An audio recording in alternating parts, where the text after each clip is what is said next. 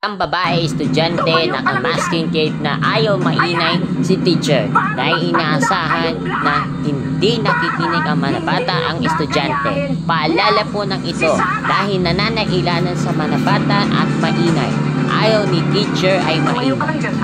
Ipinapasa ang iyong sa na ayaw maingay si Sophia dahil criminal ta siya bago ito isimulan.